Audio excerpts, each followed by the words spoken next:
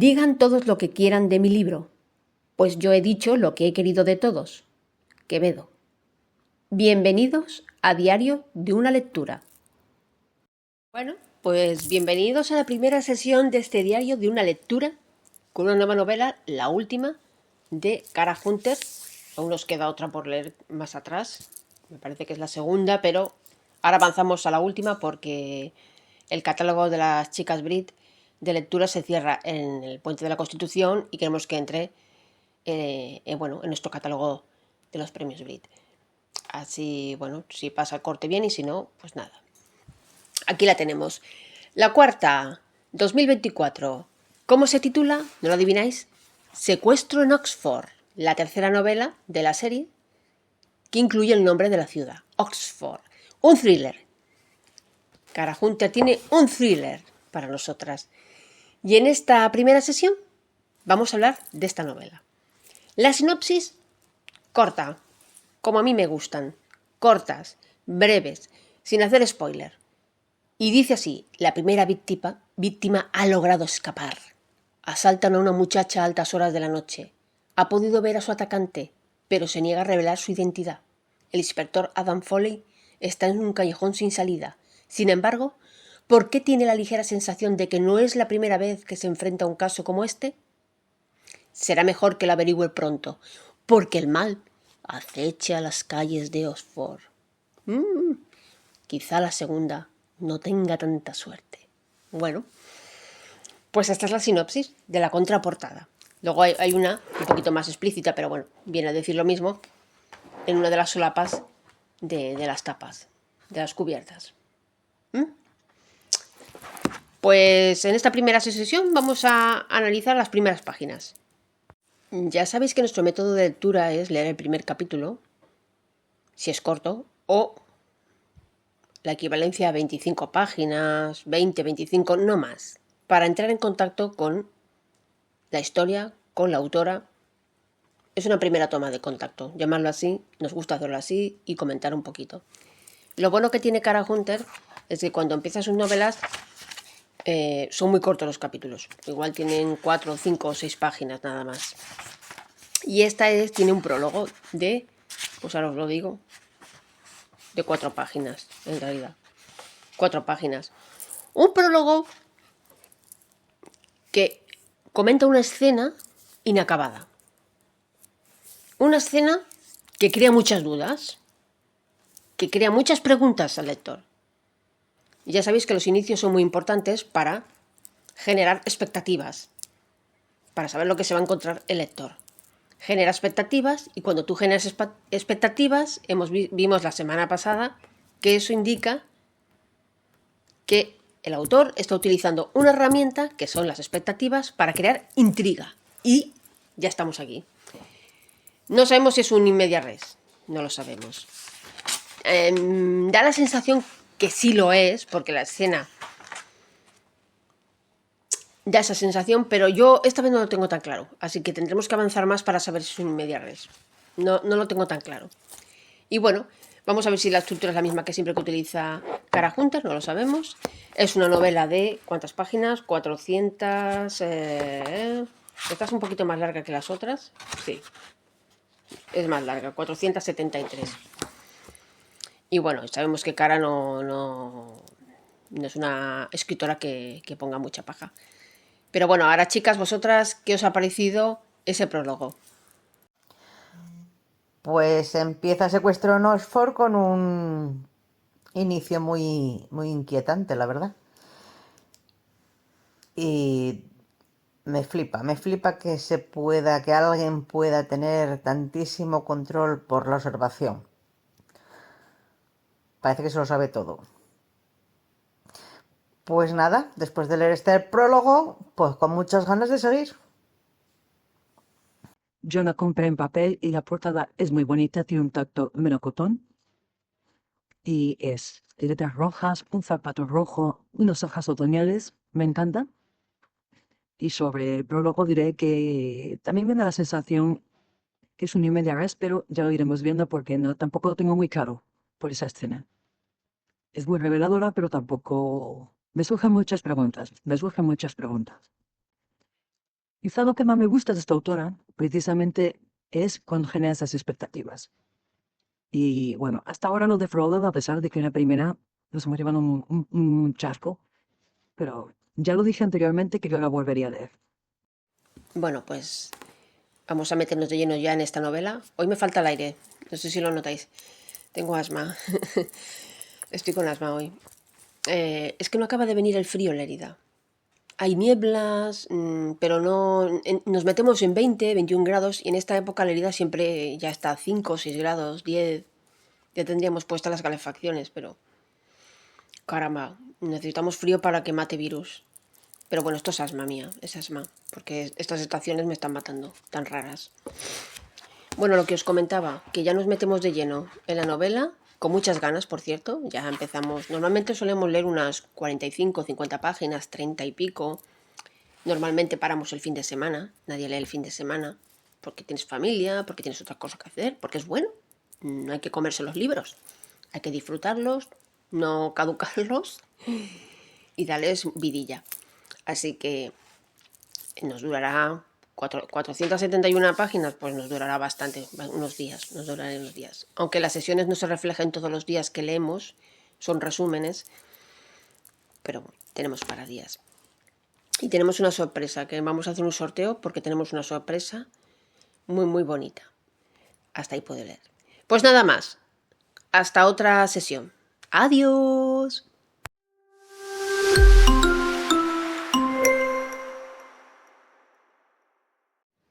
Digan todos lo que quieran de mi libro, pues yo he dicho lo que he querido de todos. Quevedo. Bienvenidos a Diario de una lectura. Bueno, pues aquí estamos en la segunda sesión de este diario de una lectura con la novela Secuestro en Oxford. Y en esta segunda sesión ya hemos avanzado y nos encontramos con un tema muy interesante, un tema de actualidad. Es una novela que trata un tema de actualidad, como es el tema de las personas trans. Ya leímos novelas con este tipo de temas, por ejemplo, la última de Rafa Melero. Y bueno, ahora vamos a ver también cómo trata el tema esta autora. Una pregunta que surge sobre el tema de personas trans es si sabemos lo suficiente sobre esta temática. ¿Sabemos lo suficiente sobre personas trans? ¿Y es necesario que tengamos información sobre esto? Es una buena pregunta, ¿no? Chicas, ¿qué pensáis? Pues yo creo que sí, que estamos muy informados sobre el tema trans en estos momentos. ¿Creo que es necesario? Bueno, pues yo creo que está bastante sobrevalorado esa necesidad. Es como si, bueno, pues hay que estar informado de todo, de los síndromes de Down, del autismo, de 800.000 cosas. Yo no lo veo necesario. ¿Por qué? Porque hay que pensar en el respeto, nada más. Es cuestión de respeto al diferente y al que tenemos enfrente. Yo creo que esto se saca de madre, pero mucho. No sabemos mucho del tema. No sabemos mucho del tema y tampoco ayudan las redes sociales. Sin embargo, creo que uno puede no entender algo, pero ponerse en lugar de esa persona y por lo tanto respetarla. Al fin y al cabo, su vida, su cuerpo, y a ti no te afecta nada esa situación. ¿Que tenemos suficiente información sobre este asunto?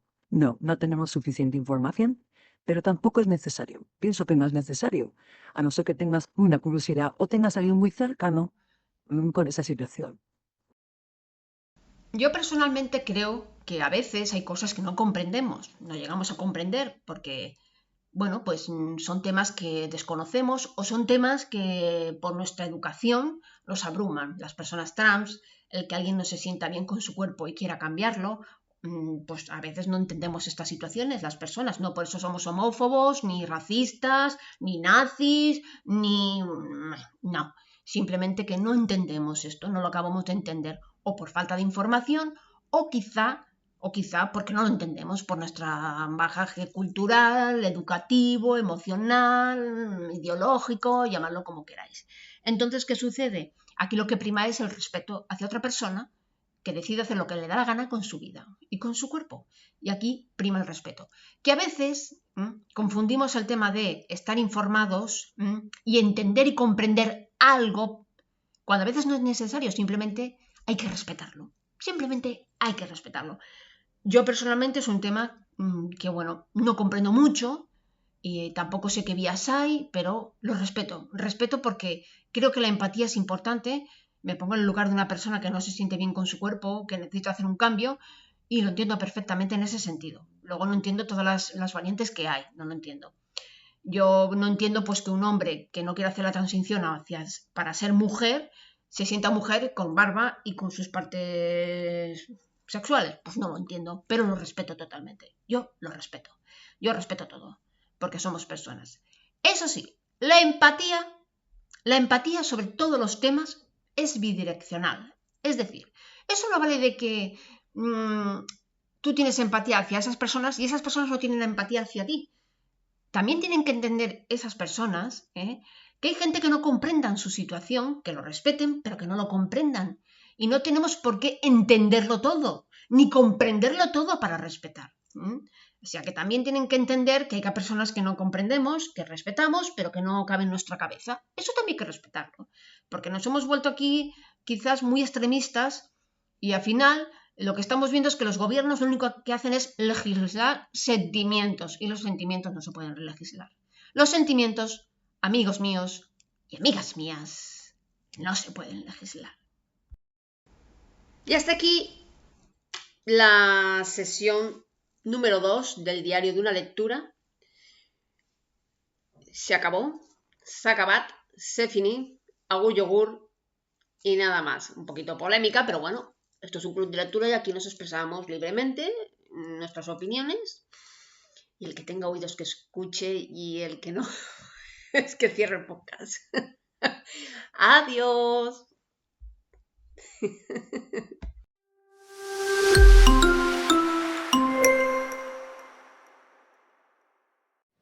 Digan todos lo que quieran de mi libro, pues yo he dicho lo que he querido de todos.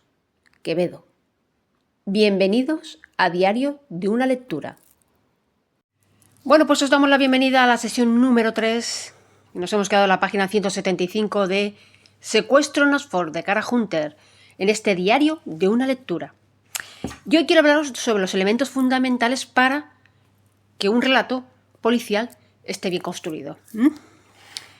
Vamos a repasar un poquito, hay cosas que ya conocemos, pero, chicas, vamos a hablar de eso. La novela está ya en un punto interesante, pero ¿qué elementos fundamentales cumple esta novela?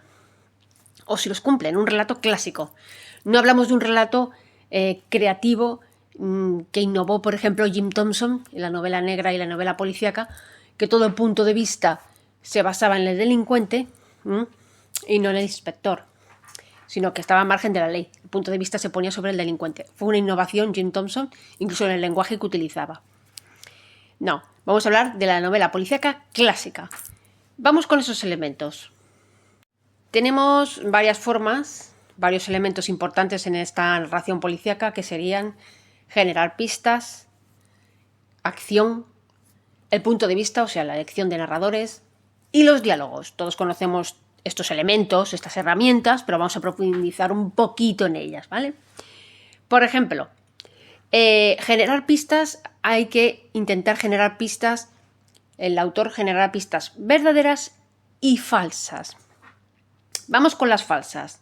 Las falsas intentan jugar con el lector, no engañarlo, jugar con el lector al despiste. No es lo mismo engañar al lector que jugar con él. Engañarlo sería fabricar pistas falsas, pero haciendo trampa. No. Las pistas falsas es jugar con el lector. Por ejemplo, que el lector vea que hay personajes incluidos y, bueno, personajes inocentes que no tienen coartada y ya pasan a ser sospechosos, personajes con motivos para cometer el crimen, aunque no lo hayan cometido. Eso serían pistas falsas. Poner la atención en algo, en un personaje como sospechoso.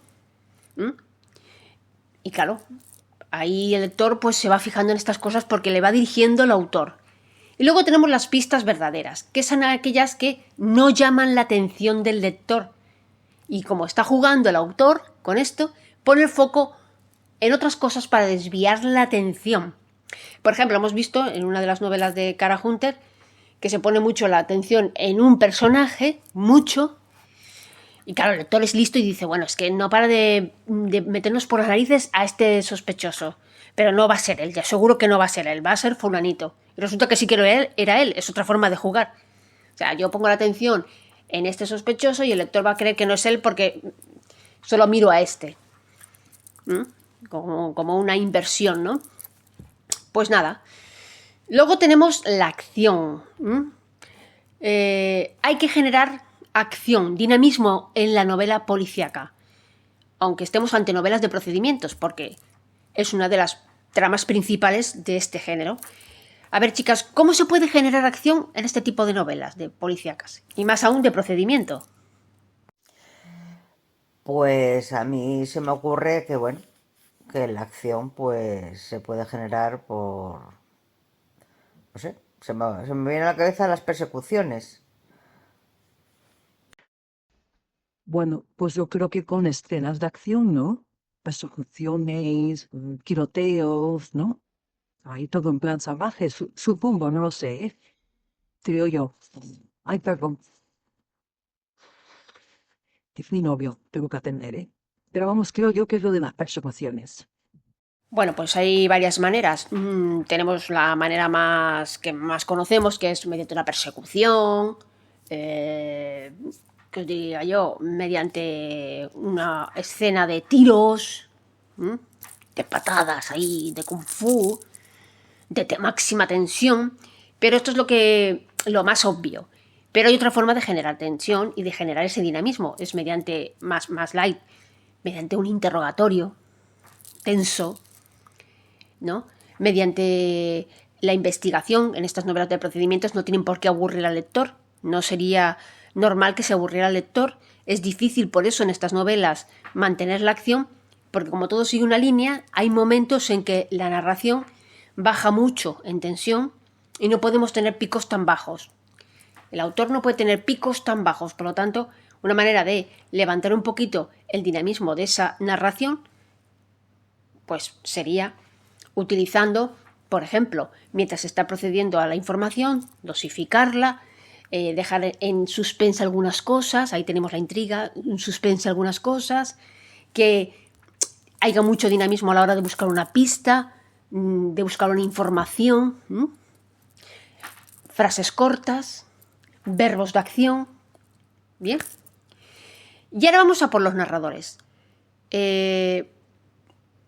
Los narradores es una elección muy importante a la hora de escribir una novela policíaca, y no lo parece, pero son muy importantes porque son el punto de vista en lo que se va a colocar toda la historia. ¿Vosotras qué pensáis? ¿Qué narrador es el mejor para este tipo de novelas? Yo creo que el mejor narrador, el narrador protagonista, el personaje, el... Espera un momento que este hombre no sé qué le pasa, pero bueno, el narrador, personaje, primera persona. Pues no sé, esto es una, esto es un examen de grado, ¿eh? No sé, el protagonista. De entrada, cualquier narrador tiene que servir al autor en su causa, en su historia. Cualquier narrador. Pero lo cierto es que hay uno que es más peliagudo que todos los demás. Tenemos narradores testigos, narradores en primera persona, narradores esquicientes. Todo este tipo de narradores son muy buenos para utilizarlos en este tipo de novelas.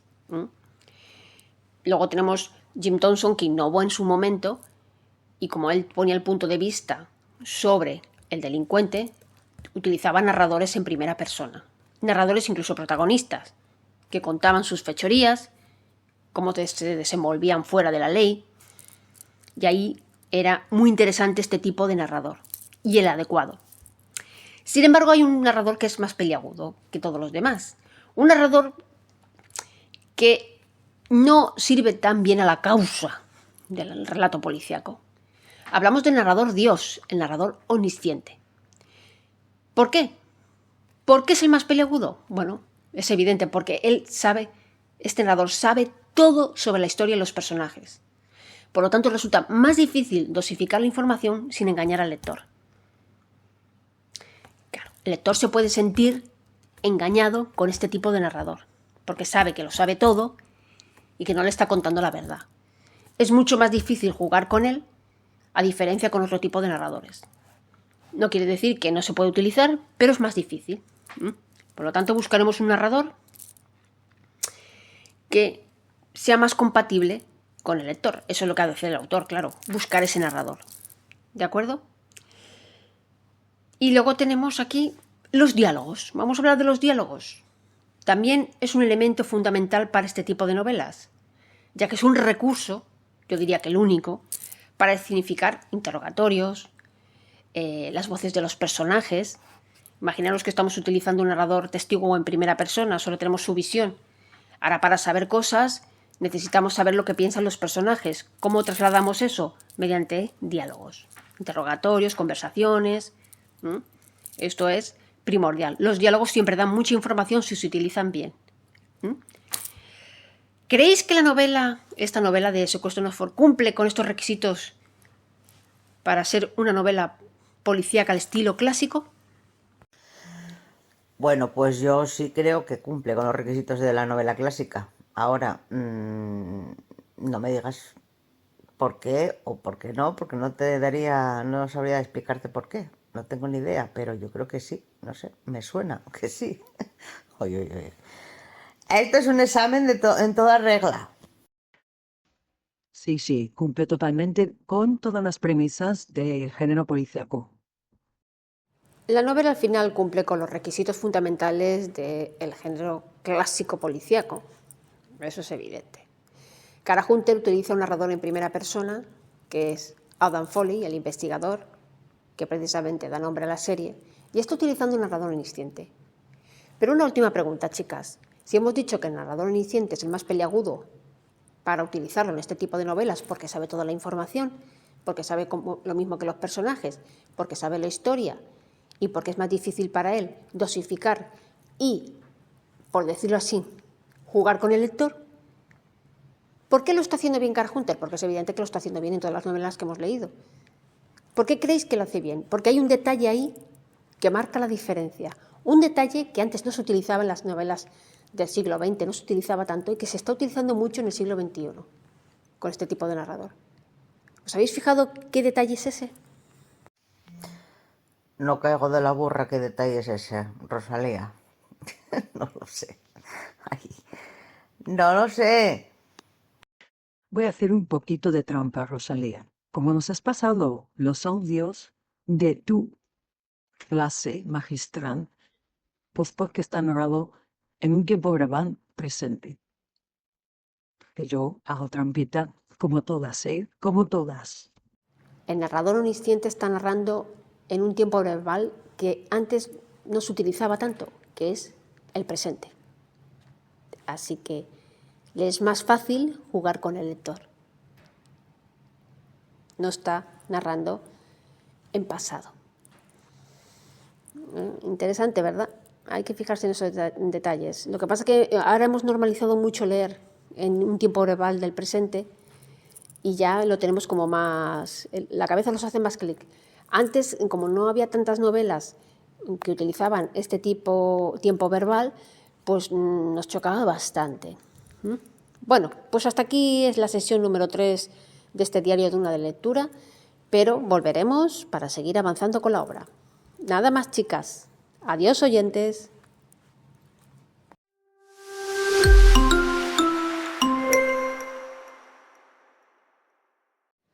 Digan todos lo que quieran de mi libro, pues yo he dicho lo que he querido de todos. Quevedo. Bienvenidos a Diario de una lectura. Bueno, bienvenidos a la última sesión de Secuestro en Oxford. Estamos aquí ya debatiendo. Lo primero de todo, ¿os ha gustado la novela? Secuestro en Oxford, pues me ha gustado un montón. Es una novela que está perfectamente hecha. Toca un montón de temas en los que hay una crítica que en otras novelas ella también toca esos temas. Es común en sus novelas. Y bueno, no deja ningún cabo suelto bueno, es increíble, increíble los hilos hasta donde nos lleva, ¿no? Con su intriga. De 10.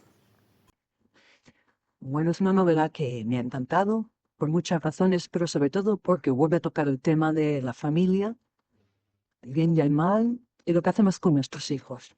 Bueno, yo no tengo hijos, pero bueno, lo que hacen la crianza de hijos, ¿no?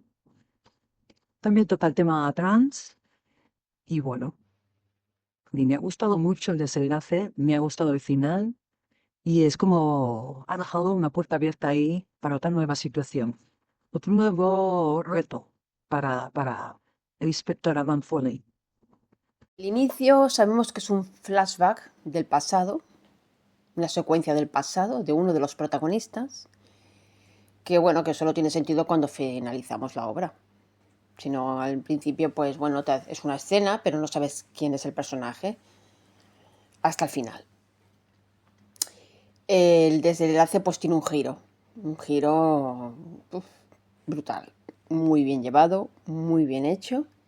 No hay cabos sueltos, vemos mucho la evolución de la autora y lo más interesante, quizás para mí, ha sido el enfrentamiento de ideas sobre las personas trans que surge a través de las voces de los personajes, que es lo más interesante. Son los personajes los que dan su opinión. Tenemos dos policías, dos tratos distintos, dos maneras de ver las cosas y sinceramente las dos formas de ver el asunto me parecen válidas. Quizás no tanto uno, en el sentido, bueno, pues de que quizás hay que tratarlas como personas normales al fin y al cabo, ¿no? No nos tiene que importar la vida de los demás. Y tampoco hay que ir con los pies de puntilla para tratarlas, pienso. Que la normalización de las cosas, el día a día, es lo que hace que la gente seamos todos iguales, ¿no? No, si las hacemos muy especiales, lo que sucede es que ya estamos tratándolas de forma diferente y no es lo que quieren esas personas. Me ha gustado mucho porque todas las ideas se hacen a través de los personajes, por boca de los personajes, y la autora se mantiene al margen.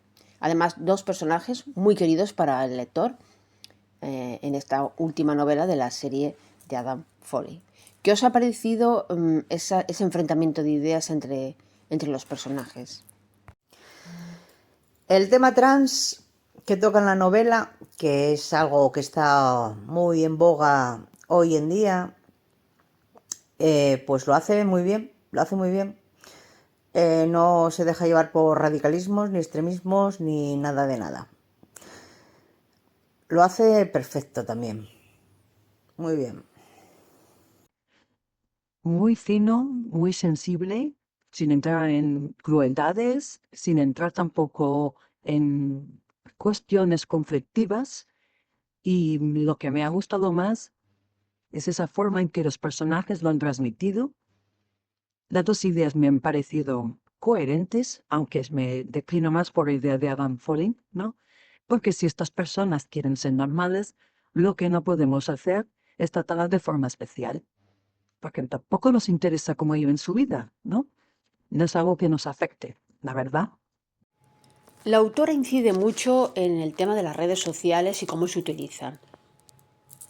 Nos muestra cómo normalmente esto lo hemos normalizado, seamos realistas. Hemos normalizado el típico troll, incluso los que no son trolls, personas juzgando asuntos sin saber los detalles, exponiendo a las personas al acoso, molestando, dando su opinión no experta, porque son doctores liendres, de todo saben pero de nada entienden, y en vez de utilizar las redes sociales como un arma buena, lo que la utilizan es para acosar. Y a veces se hace sin querer acosar, porque no hay que opinar de todo. Y aquí lo muestra muy bien la autora. Enseguida, pues a raíz del secuestro, las redes sociales arden. Eso ha sido el padre, eso ha sido el padrastro, eso ha sido... O sea, así, juzgando. Las redes sociales pueden ser un arma muy poderosa para hacer daño y para hacer el bien. La autora constantemente expone esto en sus 4 novelas de la serie. Yo personalmente sufrí el acoso público, el escarnio público de un escritor por verte una opinión distinta y educada sobre su novela, una de sus novelas. Yo sufrí ese acoso. Incluso esta persona, este escritor, utilizó sus contactos ilegalmente para dar con mi puesto de trabajo y llamar a mi trabajo. Imaginaros hasta dónde llega a veces los acosadores. Y de una persona que se supone que tendría que respetar el primero la ley, dar ejemplo. Es increíble, ¿verdad? Claro, hay cosas que no vemos, que no decimos, que nos lo guardamos, solo vemos lo que vemos en redes sociales, ¿no? Vemos en redes sociales a alguien que se mete contigo, se une un montón de gente. Hacerlo mirar esto, ¿eh? Si habéis hecho esto alguna vez, por favor, pensad un poco en lo que estáis haciendo, ¿eh? Porque me parece que seríais muchos muy cobardes de hacerlo con la persona delante. Muy cobardes. Esto de exponer a una persona, porque a mí me ha pasado, también, exponer a una persona cuando se equivoca. Yo me equivoco. El que tiene boca se equivoca. Yo me equivoco. Y me han dado palos hasta en el carnet de identidad. Y que se añada gente a darte palos con malas intenciones. Ojo, ojo. Esto dice mucho de las personas, de las malas personas, por supuesto. Y cosas que no veis, porque hay personas que incluso se atreven a enviarte correos electrónicos de forma ya privada, sabiendo que tú no los vas a exponer porque no eres como ellos. Por supuesto, no eres como ellos. Te tienes que callar. O retirarte como hice yo, sacar mi perfil personal, porque yo me dije a mí misma, yo no voy a sufrir por tener una red social. Ahora estoy bajo el paraguas de un grupo de lectura, no interactuamos mucho, si os fijáis, Martina tampoco interactúa mucho porque también ha recibido palos de todo tipo. Y la verdad, tenemos una vida personal muy rica, muy maravillosa para estar aguantando tonterías, ni perder el tiempo con estas personas que son cobardes y tienen una vida muy triste y muy vacía. El autor incide mucho en este tema de las redes sociales y me ha parecido muy acertado, porque la verdad se están volviendo insufribles. Observamos nuevamente, pues precisamente que la autora utiliza la misma estructura en sus 4 novelas.